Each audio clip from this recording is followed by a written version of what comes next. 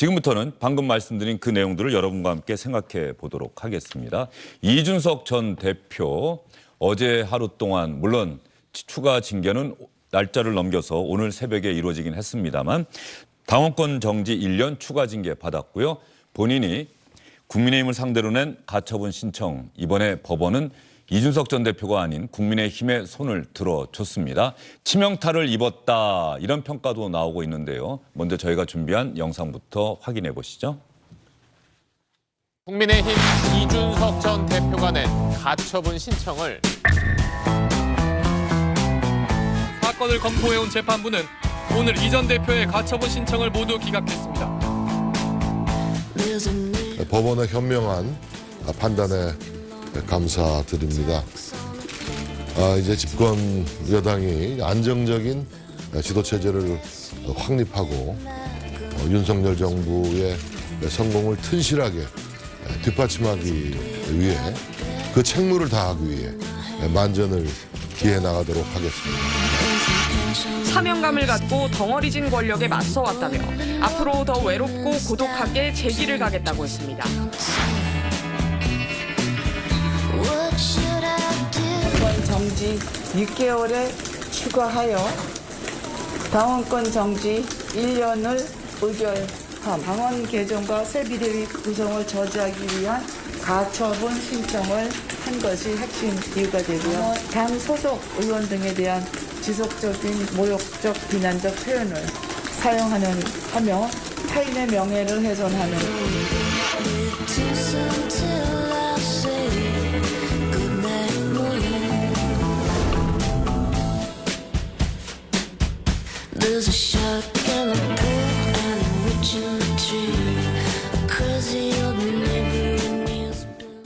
이준석 전 대표에 대한 국민의힘 윤리위원회 추가 징계 오늘 새벽에 이루어졌는데요. 민성기 위원. 네. 결정적인 이유가 뭡니까? 막말했다는 겁니까? 법원에 가처분 신청을 냈다는 게. 뭐 두 가지를 다 짚었죠. 그러니까 그 국민의힘이 당원 개정을 해서 그에 따라서 그 새 비대위를 출범하기로 했는데 거기다 가처분 신청을 내는 게 일종의 당론에 위배되는 행위라는 게 하나 있고요. 그리고 그 이준석 전 대표가 이제 그 당의 주류를 비난하는 과정에서 신군부다, 뭐 양두구육이다 이런 그 험한 말을 한 것이 당원들을 모욕한 것이다. 그러니까 이런 부분을 참작해서 징계를 할 수밖에 없다라는 것이 국민의힘 그 윤리위원회의 판단이었습니다. 추가 징계는 예상이 됐던 거죠? 뭐 더 센 게 나올 수도 있다 이런 예. 예상이 됐는데 아마 그 윤리위원회에서 그 이번에 추가 징계에 관한 또 그 이준석 전 대표가 또 다른 또 그 가처분 같은 걸 신청할 수 있는 그런 가능성도 있고 그리고 여론에 또 너무 센 징계를 하다 보면 역풍이 불 수도 있고 이런 점들을 모두 감안해서 그 1년을 추가하는 것으로 어떤 균형점을 찾았다 이렇게 생각이 됩니다. 당론에 따를 의무를 위반했다. 즉 전국위원회 구성해서 새로운 비대위원회 구성하고 그런데 여기에 대해서 가처분 신청을 냈다. 당론에 따르지 않았다.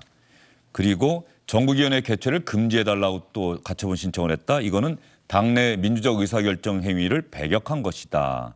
그리고 당 소속 의원, 다른 당원들에 대해서 지속적으로 모욕적 비난적인 표현을 사용해서 명예를 훼손시키고 당내 혼란을 가중시켜서 민심의 이탈을 촉진시켰다. 장해찬 이사장 생각은 어떠세요? 그래도 전직 대표였고 대선과 지방선거 승리를 이끈 젊은 정치인인데 국민의힘 윤리위원회가 이렇게 추가 징계까지 했다? 어떻게 봐야 됩니까? 그러니까 저는 이 징계에 대해서는 일관된 입장 계속 견지하고 있는데요. 소위 말하는 성상납 의혹과 관련해서는 이 형사 사건이 어떻게 마무리되는지 최소한 기소라는 우리 정치권이나 고위공직자들이 자기 자리 내려놓고 결백 증명하고 온다고 할 때 기소되면 그런 이야기 많이 했거든요. 그 기소 유무를 보고 판단하자 여전히 그 입장 변함이 없고요. 다만 오히려 이 정치적인 발언 그리고 해당 행위로 좀 이해될 수 있을 만한 이러한 정치적 이 언동에 대해서는 윤리위가 독립적인 기구로 징계를 하려면 할 수도 있다는 입장입니다. 그렇기 때문에 최초의 성상납과 관련된 6개월 징계에 대해서는 제가 이건 좀 시기상조가 아닌가. 네. 경찰에서 기소 의견으로 송치하는지 검찰이 기소하는지를 보고 결정하자 했던 것이고 오히려 이번 징계에서 가처분 결정이나 정상적인 전국위의 의결을 막으려 했던 행위 그리고 나아가서 뭐 양두구육도 있겠지만 신군부도 있고 뭐 녹슨 수도꼭지도 있고 이 당원들이나 국민들 가슴 아프게 한 표현을 찾자면 한도 끝도 없겠죠. 그러한 부분에 대해서는 오히려 저는 정치적인 것이기 때문에 징계가 가능하다라는 생각이 들었고요. 전례가 있습니다. 과거 유호회 전 최고위원 같은 경우는 당시 당대표였던 홍준표 전 대표를 향해서 예. 굉장히 날선 공격을 하다가 윤리위를 통해서 바로 즉각 제명 절차 제명이 되었습니다. 여기에 대해서 유호회 전 최고위원이 법원에 가처분뿐만 아니라 본안 소송을 제기했지만 계속해서 패소한 것으로 알고 있거든요. 정당의 독자적 판단이기 때문에 그런 전례를 미루어 판단해 본다면 이번에 윤리위가 1년의 당원권 정지 추가 의결을 한 것은 이준석 전 대표의 공이나 전직 당대표로서의 무게감을 어느 정도 인지하고 나름의 타협안을 정무적으로 만들어내는 것이 아닐까 싶습니다. 어떤 분들은 이렇게 보지 않겠어요? 이준석 전 대표를 타겟팅을 한 듯한 국민의힘 윤리위원회가 지난번에 징계를 했는데 이번에 또 추가 징계를 한다. 그래서 나중에 또 민성기 의원에게도 여쭙겠습니다만 다음 총선 출마가 불투명해지는 이런 상황. 그렇게 또 보는 국민도 있지 않겠습니까? 이준석 전 대표가 스스로 타겟이 되려고 하지 않았나요? 저는 그런 질문을 역으로 좀 드리고 싶고요.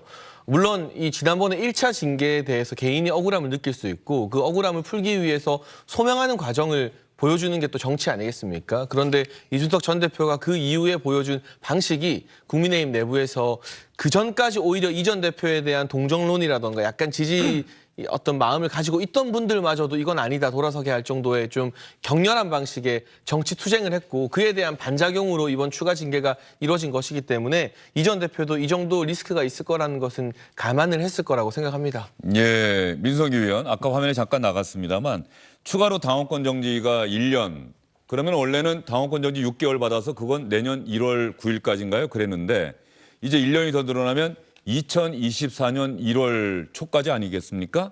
그러면 8일까지죠. 예. 네. 그러면 다음 총선 출마를 생각하고 있을 텐데 공천을 받을 수 있을지 없을지 어떻게 보세요?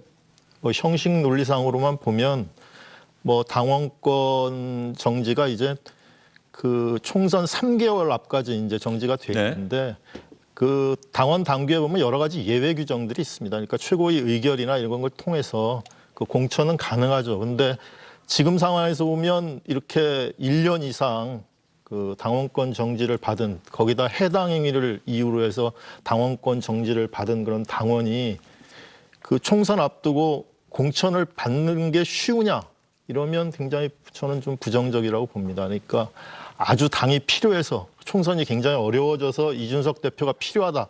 이런 아주 그 정치적인 판단이 있지 않으면 정상적인 과정으로서는 총선 공천받는 것도 대단히 어려워졌다. 이렇게 보는 게 맞을 것 같습니다. 통상적으로 총선 공천이 임박해서 이루어지는 경우가 많다. 특히 수도권 같은 경우는 그걸 보면 물리적으로 불가능한 건 아닌데 이렇게까지 징계를 받은 걸 보면 지금의 국민의힘의 지도부가 어쨌든 다음 뭐 전당대회에서 대표가 누가 될지 모르겠습니다만 이런 기조가 반영된 상황에서 선출된 지도부일 것이기 때문에 이준석 전 대표에게 공천을 줄 리는 만무하다. 뭐 그런 뜻입니까? 뭐 공천을 주는 지금 당의 분위기 상에서는 공천을 그냥 쉽게 주기는 거의 불가능할 것이고 아마 도전하는 사람도 나오지 않겠어요. 그러니까 그 이준석 대표의 지역구, 노원구평 뭐 이런 데 도전하는 경쟁자도 나타날 수 있고 그럴 경우에 만약 경선을 치른다. 그럴 때 이런 지금 당의 분위기에서 이준석 대표가 이긴다는 보장이 저는 없을 것 같습니다. 예, 권지웅 전 비대위원 같은 청년 정치인이고 민주당 입장에서는 지난해 대표가 될 때만 하더라도 이준석 전 대표 우리 당에서도 저런 정치인이 나와야 될 텐데 하는 생각을 했을 텐데 이제 1년이 지나고 대선 지방선거가 끝나고 이준석 전 대표의 입지라고 할까요? 이게 완전히 달라졌어요. 어떻게 보세요? 그러게요. 사실 이제 이준석 대표에 대한 전반적인 평가 이전에 사실 저는 이번에 징계는 좀 부적절했다고 생각합니다. 추가 징계요? 네. 왜 그러냐면 사실은 KT 뭐 채용 비리라든지 아니면 강원랜드 채용 비리 관련해서는 대법원 판결을 받았습니다. 징역형을 받은 사건이었고 사실은 국민의힘에게 되게 안 좋은 영향을 미쳤죠. 근데도 불구하고 그분들에게는 당원권 정지 3개월 네. 징계가 주어졌습니다. 그리고 이번에 수해 지역에 가서 비 나왔으면 좋겠다. 이 발언도 사실은 국민의힘 입장에서는 매우 안 좋은 발언이었고 당원권 징계 6개월을 받았습니다. 근데 이번에 이준석 대표의 그 발언에 대해서 정치적으로 좀 평가할 부분은 있겠지만 윤리위를 통해서 징계해야 될 만한 사안이었는가. 신군부라든지 양도구역이. 그리고 사실은 당대표의 지위가 비상대책위원회로 넘어가게 되면 완전히 없어지는 거지 않습니까? 그러니까 어떤 면에서는 자신의 방어권을 수행하려고 했던 것인데, 그리고 이제 사실은 공천 과정에서 보면 공천 불복해서 가처분 신청하는 예는 되게 많이 있습니다. 근데 그 건마다 다 윤리위에서 징계 회부해가지고 징계하진 않잖아요. 그런 걸 봤을 때 뭔가 이건 다른 기준으로 작동되고 있다는 의심을 충분히 줄만하다고 생각하고, 결론적으로는 이준석 찍어내기 윤리위의 어떤 결정이었다는 생각이 하나 들고요. 그리고 이 결정도 사실은 제명을 하거나 탈당 권유를 하지 않았던 건 이준석 대표를 쫓아내는 모양은 안 가지려고 했기 때문이라고 저는 생각합니다. 왜냐하면 그렇게 되면 더 부담스러울 거라고 저는 생각되거든요. 그래서 사실은 어떤 무력한 상태를 만들었지만 공식적으로 쫓아낸 건 아닌 어떤 정도를 정해서 발표한 거 아닌가 하는 의심이 좀 듭니다. 예. 한번 정리를 해볼 필요가 있을 것 같아요. 아까 첫 징계에 대해서는 장해찬 이사장도 경찰의 수사가 끝나지 않은 상황에서, 판단이 끝나지 않은 상황에서 나온 것에 대해서는 개인적으로 계속 이건 문제가 있다라는 인식을 드러냈는데, 이준석 전 대표가 지방선거 끝나고 나서 그 사안으로 징계, 당원권 정지 6개월을 받았잖아요. 사실 국민의힘의 상황이 그때부터 혼란스러워진 거잖아요. 윤리위원회가 독립적인 기구라고 얘기했는데, 자, 징계가 되고 이준석 전 대표가 징계를 수용하고 불복하지 않고 전국을 다녔어요. 그러다가 권성동 원내대표가 본 문자 메시지가 공개가 되면서 체리따봉. 그다음부터 당내 상황이 요동치고 이준석 전 대표가 침묵하다가 그다음부터 목소리를 냈잖아요. 그래서 그 목소리를 내고 가처분 신청 낸 게 이번 추가 징계 또 사유가 됐죠. 그러면 이걸 어떻게 봐야 되느냐, 종합적으로 봤을 때. 그러니까 종합적으로 봤을 때 정치의 실패인 거죠. 이를테면 저는 그 체리 따봉 문자 공개 이후에 이 전 대표 입장에서는 개인적으로 억울할 수도 있겠습니다만, 그 이후에 자신의 억울함을 발산하고 소명하기 위해서 선택한 방식이 SNS를 통해서 대통령을 공개 저격하는 것이어야만 했는가에 대해서는 많은 사람들이 고개를 가로젓고 있는 부분이고요. 뭐 저도 그때 이제 바로 비대위 전환을 추동했던 초선 의원들과 그 성명서 사태가 있지 않았습니까? 그 당시에 사실 당대표 직무대행 수행하고 있었던 권성동 전 원내대표와 그 성명서 파동의 주역들 사이에서는 의견이 좀 달랐습니다. 이거 이렇게 성급하게 가다가는 일이 더 꼬일 수 있다는 주장을 권성동 전 원내대표 측에서는 했었는데, 결과적으로는 초선 의원들이 당내 다수가 이 성명서까지 발표하면서 이대로는 안 된다고 하게 되면 이 정당이라는 것이 특정인 누구 한두 사람이 결정해서 운영되는 것이 아니라 다수의 구성원들, 특히 그중에서 함께 국정을 운영하는 국회의원 다수가, 의원들 다수가 의원총회에서 의견을 내게 되면 또 그 의견을 들어주는 것이 다수결의 원칙 아래에서 정당 민주주의와 정당 운영 방식 아니겠습니까? 물론 그러다 보니 권 전 원내대표 측 지적처럼 1차 이 비대위 전환은 다소 절차적으로 미비한 부분이 재판부에 의해서 있었다고 판단이 되어서 가처분이 인용됐지만, 그렇다면 그 순간 또 멈추는 것은 저는 정치가 아니거든요. 그리고 많은 사람들이 지적하는 것, 또 이 뉴스 브리핑에 자주 나오는 우리 민주당의 김상일 평론가 지적처럼 1차 가처분에서 이준석 전 대표가 인용 판결을 받았을 때 그때 나의 억울함은 어느 정도 소명됐으니까 이제 떠나겠다고 했다면 그건 또 다른 정치의 영역으로 이 장이 번졌을 텐데, 끝까지 또 다른 비대위원들, 비대위원장, 그리고 중앙위 의결에까지 전부 다 가처분을 걸었잖아요. 이런 것들 하나하나가 정치인데, 지금 많은 부분에서 이 전 대표가 대선 이겼고 지선 이겼다는 점을 내세우지만, 그렇다면 반대 측에서는 대선을 이기고 지선을 이겼음에도 불구하고 왜 이 당에 한 100명 남짓밖에 안 되는 의원들 사이에서 이토록 신임을 못 받느냐. 이것이 이준석이 1년 동안 정치한 그 냉정한 결과가 아니냐. 능력주의 말씀하시잖아요. 결과주의 좋아하시잖아요. 이게 당대표로서 이준석 전 대표의 능력에 의한 어떤 결과라는 거죠. 선거만 이기고 선거에서 참신한 아이템이나 참신한 어떤 기획만 제공하는 것이 능력이 아니라 우리 정당에서 당원과 국회의원들이 당대표에게 기대하는 능력이 있는 것인데, 그 부분에 있어서 1년 동안 입증하는 데 있어 어려움이 있었기 때문에 이런 정치적 결과가 주어지지 않았나 싶습니다. 처음 징계받고 체리따봉 문자가 공개되고 또 가처분 신청을 내고 이런 상황까지는 이준석 전 대표에 대해서 공감한다거나 공개적으로 목소리 내지 않더라도 안 됐다라고 생각하는 정치인들이 상당수 있을 수 있는데 지금보다 훨씬 많습니다. 이제는 어떤 계속해서 가처분 신청 내고 법적으로 대응하고 오히려 당 상황을 더 혼란스럽게 만들었다고 생각하다 보니 이준석 전 대표에 대해서 뭐 동조하거나 공감하거나 동정하는 정치인들이 이전보다는 많이 줄었다. 그러니까 제가 사실 언론에 공개되지 않은 장면을 좀 소개해드리자면요. 1차 비대위가 이제 인용되고 나서 국민의힘에서 또 주말에 비공개 의총 한번 열지 않았습니까?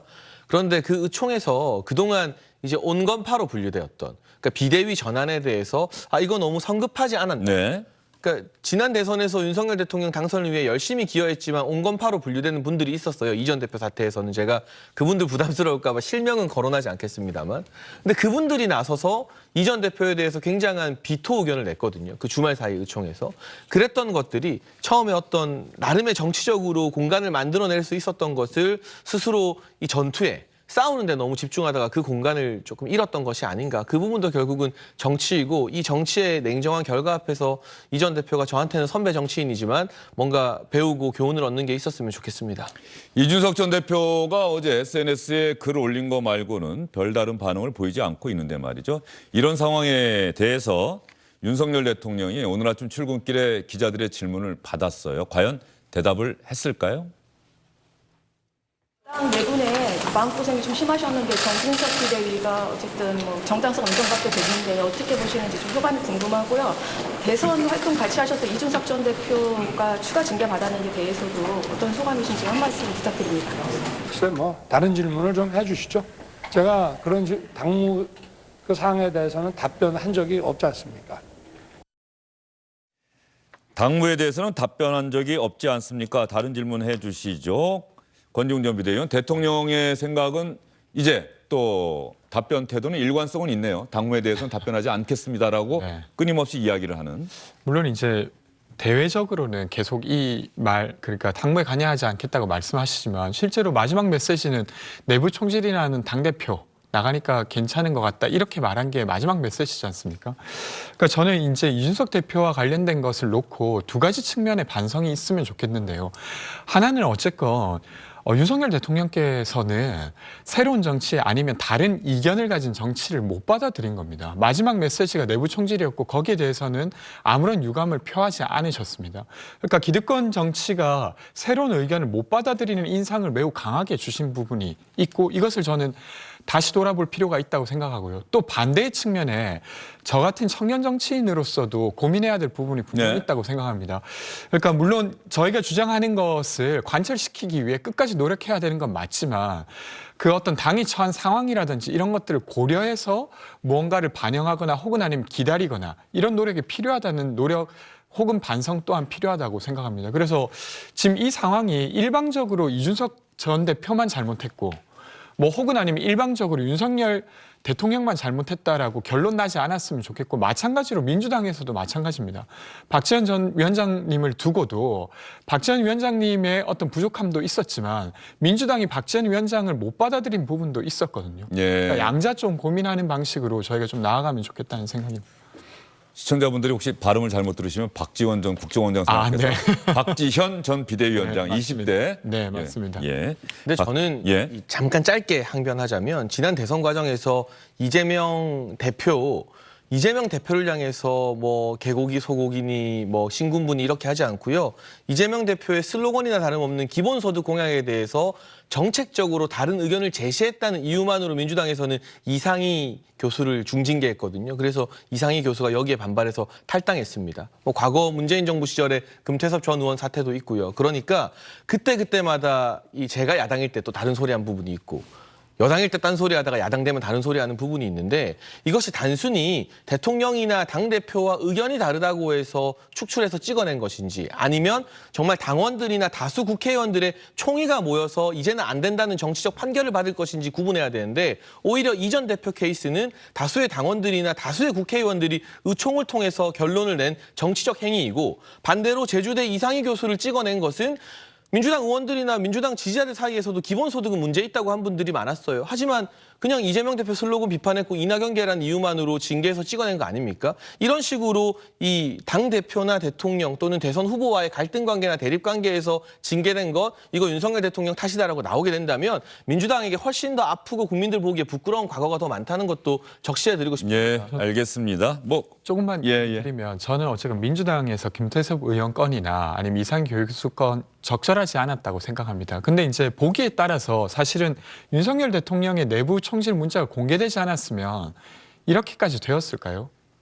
저는 그렇게 생각하지 않습니다. 국민의힘 의원들도 그런 식으로 총의를 모아지 않았을 거라고 생각해서 결국 이 건은 윤석열 대통령의 그 문자가 공개되면서 이렇게 됐다고 보는 게 저는 맞을 것 같아요. 예, 역시 정치권에서 지금 권지웅 전 비대위원 이야기 들으면서 어떤 상황이 확 바뀌거나 급변하거나 어떤 한쪽 방향으로 치닫는 걸 보면 사소한 일에서 사실 시작되는 경우가 꽤 있다는 생각이 들고요. 민석기 의원? 네. 자, 어떻게 정치를 하고 있는 분들이나 정치를 하겠다는 생각을 가지신 분들 누구나가 다 나는 헌법과 법률에 따라서 독립해서 소신에 따라 정치를 하겠다는 꿈을 안고 정치를 하고 있거나 하려고 할 텐데 지금 오늘도 보면 말이죠. 지금 장혜찬 이사장 입에서도 나왔는데 당론이라고 하는 것을 따라야 하는데 내 소신과는 배치가 된다. 그런데 나는 당원이다. 그러면 어떻게 해야 되느냐. 이거 앞으로 징계받을 수도 있다는 게 여기도 나오지 않습니까? 뭐 국회의원들은 다 헌법기관이고 그러니까 자기 양심에 따라서 자기 의견을 표명할 권리가 있는 거고요. 정치인들도 물론 같은 권리가 있죠. 그렇지만 어떻게 표명하느냐. 내가 당론에 위배되는 생각을 좀 갖고 있다. 내가 이 정책에 동의하지 못하겠다라고 하더라도 어떻게 표현하느냐가 중요한 것이죠. 그리고 그걸 상대편이 받아들일 수 있는 정도의 선을 유지하는 게 정치의 기술인 거고 그걸 넘어서는 순간 이제 서로 포용할 수 없는 적이 돼버리는 거죠. 그러니까 이준석 전 대표의 경우도 얼마든지 정치적으로 해결할 수 있는 스탠스를 잡을 수 있고 표현을 쓸 수 있는데 계속 그 선을 계속 넘어가고 거기에 대해서 당에서 또 반발이 일어나고 그럼 또 상승작용을 일으켜서 또 넘어가고 이렇게 하는 게 어떻게 보면 자기 주장을 아주 강하게 얘기하는 게 그 자기의 팬덤도 만들 수 있고 소위 정치적으로 효율적이라고 생각할 수는 있겠지만 그게 이기는 길은 아니다라는 걸 보여주는 저는 사례라고 생각합니다. 네. 이기는 길은 아니다. 또 지금 이긴다고 영원히 이기는 것도 아니고 지금 진다고 영원히 지는 것도 아니고 우리 정치가 늘 그동안의 역사에서 보여줬던 것들이 바로 또 그런 것 아닌가 싶고요. 자, 이번 법원의 가처분 기각 결정에 대해서 주호영 국민의힘 원내대표가 어떤 반응 보였는지 이제부터 법원의 판결에 감사를 표하면서 이제부터 열심히 윤석열 정부의 성공을 위해서 매진하겠다 이런 이야기를 했겠죠. 어제부로 우리 당을 옥죄던 가처분의 굴레를 벗어 던졌습니다. 처음부터 법원이 이 자율적인 정당 활동에 개입한 것 자체가 잘못된 일이었습니다마는 다행히 어제 모든 가처분 신청이 각하되거나 기각돼서 이제 당이 안정을 되찾게 돼서 참으로 다행스럽게 생각합니다. 앞으로도 정당 운영이 이 법원의 결정에 좌우되는 일이 있어서는 안 될 걸로 생각을 합니다. 그동안 당내 문제로 국민들과 당원 여러분들께 걱정을 끼쳐서 대단히 죄송합니다. 이제 모두 심기일전해서 단합된 모습으로 민생경제 회복과 국민 신뢰 회복을 위해서 노력에 경주해야 할 때인 것 같습니다. 국민의힘 지도부는 이제 안도하는 거죠. 당 내부의 혼란스러운 상황이 2달여 만에 정리가 됐다 이렇게 생각하고 있는 것이고요. 그리고 이준석 전 대표 편을 드는 정치인들이 많이 줄었다 이렇게 장혜찬 이사장 얘기해 주셨는데 말이죠. 지금도 이준석 전 대표와 함께하는 정치인들은 어제 징계 결정에 대해서 어떠한 반응을 내보였는지 먼저 유시민 전 의원 같은 경우는 유승민 전 의원 같은 경우는 어떤 내용의 글을 SNS에 올렸는지 한번 보겠습니다. 권리 회복을 위해서 법원의 판단을 구하는 자유와 권리가 핵심 징계 사유라니 지나가는 개가 웃을 일이다. 양도구역이 징계 사유라면 이런 막말을 한 윤석열 당원은 왜 징계하지 않는가. 국민의 신뢰를 잃고 당에 막심한 피해를 준 대통령 당원의 잘못에 대한 윤리위원회의 입장은 무엇인가 상당히 공격적인 반응을 내놓았고요. 하태경 의원, 가처분 소송은 누구에게나 주어진 기본권이다. 윤 대통령도 검찰총장 시절에 가처분 소송으로 대응한 적이 있다. 윤리위 징계는 옹졸한 정치 보복이다. 이준석 대표 체제에서 수석 대변인했던 허은하 의원, 보수의 자유가 사라진 날이다. 비상식적인 권위와 공정하지 않은 힘과의 싸움에서 결코 되돌아서지 않겠다. 여전히 이준석 전 대표와 함께하는 정치인들이 있긴 있네요. 네, 뭐 있긴 있죠. 예. 소수긴 합니다만. 예. 그런데 제가 유승민 전 의원 말 보면서 우리 논설위원님께서 해주신 말씀이 생각났습니다. 누구나 자기 소신과 철학에 맞게 자기 의견을 개진할 자유가 있습니다. 근데 정치라는 게 언어로 하는 종합 예술이잖아요. 아다르고 어다른데 어쩜 저렇게 당원들과 이 어렵게 이 정권 만들어낸 국민들 보기에 눈살 찌푸려지는 단어와 표현만 쏙쏙 골라 쓰시는지 그것도 참 탁월한 재주라면 재주다라는 생각이 유승민 전 의원 글을 보니까 들었습니다. 네. 자, 민석기 의원, 이준석 전 대표는 치명상을 입었다. 이런 평가가 지배적인데요. 앞으로 어떻게 할 것 같습니까? 추가 징계에 대해서도 또 법원에 가처분 신청 내나요? 공원에 전에 왔었는데. 한번 예고를 한 적이 예. 있죠. 그런데 아직 내지는 않은 것 같습니다. 뭐 이준석 대표가 현재로서는 뭐 좀 당원들도 좀 만나고 이러면서 좀 세력을 좀 확장하면서 소위 당의 비주류 역할을 할 그럴 가능성도 있는 것 같고요. 그리고 아예 조금 정치와 거리를 두고 그리고 좀 공부를 하면서 좀 쉬면서 이런 것도 방법이 될 수 있을 것 같고요. 그리고 뭐 신당 창당설도 뭐 흘러다니는 것 같은데 저는 지금은 수요가 없어서 당이라는 게 또 당에 가줄 수 있는 사람들이 있어야지 창당이 되는 건데 보통 선거가 가까이 와야. 가까이 와야지 거기 수요가 생기는 건데 그런 수요도 없고 지금 당에서 쫓아나갈 의원이 있을까요? 그래서 아마 신당 창당은 당장은 어렵지 않을까. 그러니까 첫 번 말씀드린 거 두 번째 정도 안에서 어떻게 그 본인의 좀 진로를 좀 고민하지 않을까 이렇게 생각하고 있습니다.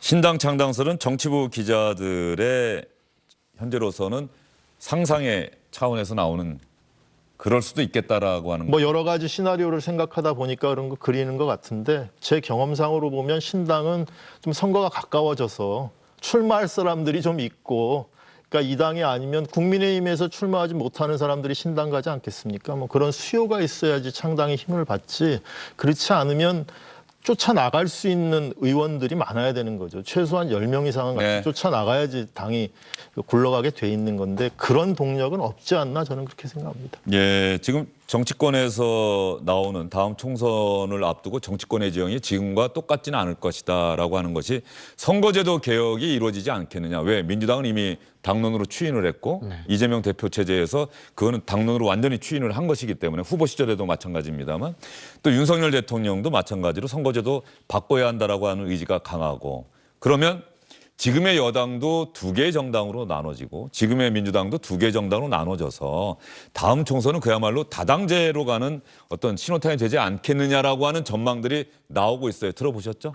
근데 제가 지금보다 나이가 좀 더 어렸을 때는 저도 다당제 참 좋아했었는데요. 제3지대 운동하시는 분들 돕기도 했었고 그런데 정치 현실에서 경험해 보니까 양당제의 강력한 원심력이 존재하더라고요. 그리고 우리 국민들도 양당제 아래에서의 선택에 조금 더 익숙한 측면이 있기 때문에 정치 지형이 조금씩 바뀐다 하더라도 양당제의 큰 틀 자체가 무너지거나 뭐 4당제가 될 것인가 그러니까 여당 성향 두 정당, 뭐 야당 성향 두 정당 이렇게 될 것인가 하는 것은 저의 머리로는 선뜻 이해되기 힘든 상상이긴 합니다. 물론 정치라는 게 이 가능성의 영역이기 때문에 어떻게 될지는 모르겠고요.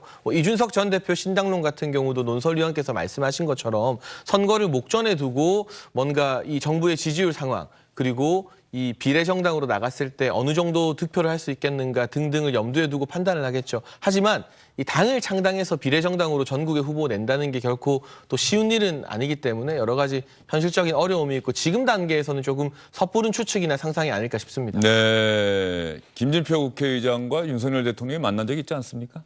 그때 아마 그런 이야기가 오고 가지 않았느냐 뭐 이런 이야기들이 지금 정치권에 아마 나오는 것 같은데 제가 그걸 전언을 해드린 거고요. 저는 그래도 아직 가능성을 좀 열어둘 필요는 있을 것 같아요. 뭐 제가 민주당이 좀 그럴 분위기가 있습니까? 일단 민주당에서는 공약한 바도 예. 있고 지금 계속 그 운동을 해가시는 분들이 있는 것도 있지만 저는 한 두 가지 측면인데 하나는 윤석열 정부의 지지율이 계속 낮다고 하면 저는 여당에서도 새로운 당을 만들 요인이 좀 생길 가능성이 있다고 생각하는 게 이준석 전 대표가 사실은 했던 이야기죠. 그렇죠. 내가 당을 만들 일은 없다, 나갈 일은 없다. 네. 저들이 만들려고 할 것이다. 뭐 아니면 그 시점에 가서 뭐 대통령에게 출당을 요구한다든가 뭐 여러 가지 일들이 벌어질 수도 있어요. 그게 일단 하나고 두 번째는 어쨌건 지금 무당층이 계속 늘어나고 있습니다. 그때까지 계속 늘어난 채로 있을지 없을지는 알 수는 없지만 현재로서는 정치에 대해서 좀 환멸을 느끼는 분위기가 여전히 있어요. 그래서 이 어떤 정치가 잃어버린 신뢰를 어떻게 회복할 거냐라고 했을 때 선거제 개혁을 택할 수도 있는 것이죠. 게다가 특히나 윤석열 대통령은 그 지금 기득권 정치에 대한 경험이나 아니면 그것을 좀 고수해야 될 경험적 자산이 있지 않지 않습니까? 그러니까 새로운 정치에 대한 어떤 거부감도 저는 적을 거라고 생각합니다. 그래서 이런 것들이 맞물려서 정말로 내년 어느 시점에는 이 논의가 훨씬 더 활발하게 이루어질 수도 있다고 생각합니다. 지금 말씀들 들어보니까 여당의 경우는 윤석열 대통령의 지지율이 아마 큰 변수가 될 것이고 내년 이맘때 또 어느 정도의 지지율을 보일 것이나 민주당 같은 경우는 이재명 대표에 대한 검찰의 수사와 재판이 어떻게 될 것이냐 이런 것들이 또 큰 변수가 되지 않을까 싶은 생각이 들고요. 장혜찬 이사장님, 이준석 전 대표 아마 좀 껄끄러지긴 했겠지만 같은 길을 가던 같은 젊은 정치인이고 앞으로 어떻게 해야 된다라고 조언을 하고 싶으세요? 근데 좀 중요한 시기에서 변곡점을 많이 놓친 감이 있다고 봐요. 그렇기 때문에 지금 당장 뭔가를 하기보다는 뭔가를 하지 않는 선택을 하는 게 이준석 전 대표에게는 훨씬 더 낯선 일이거든요. 항상 뭔가를 해오고 말을 하고 방송에 출연해오고 SNS를 하지 않았습니까? 근데 이 전 대표가 SNS를 안 하고 말을 안 해야 이제는 뉴스가 됩니다. SNS를 하고 말을 하는 건 너무나 일상적인 일이라서 점점 뉴스가 안 돼요, 오히려. 그래서 뭔가를 하는 것도 중요하지만 이 국면에 지난 한 1년 정도를 돌아보면서 뭔가를 하지 않으며 숙고하고 성찰하는 시간을 가지는 게 어떻겠느냐. 그리고 뭔가를 하는 것은 그 뒤에 결정해도 하나도 늦지 않다라는 말씀도 좀 드리고 싶습니다. 알겠습니다. 뭐 장혜찬 이사장과 이준석 전 대표가 또 만나면은 기자들이 또 기사 쓰지 않겠어요? 예, 알겠습니다. 국민의힘 내부 상황 이야기는 여기까지 전해드리고요. 안녕하십니까, 주영진입니다. 더 많은 뉴스와 라이브 이벤트를 보고 싶으시다면 화면 오른쪽을 눌러서 구독해 주시기 바랍니다. 저희 SBS 앱을 다운로드 받으시면 뉴스 속보 알림도 받아보실 수 있습니다. 텔레비전으로도 SBS 뉴스, 유튜브로도 SBS 뉴스 잊지 마시기 바랍니다.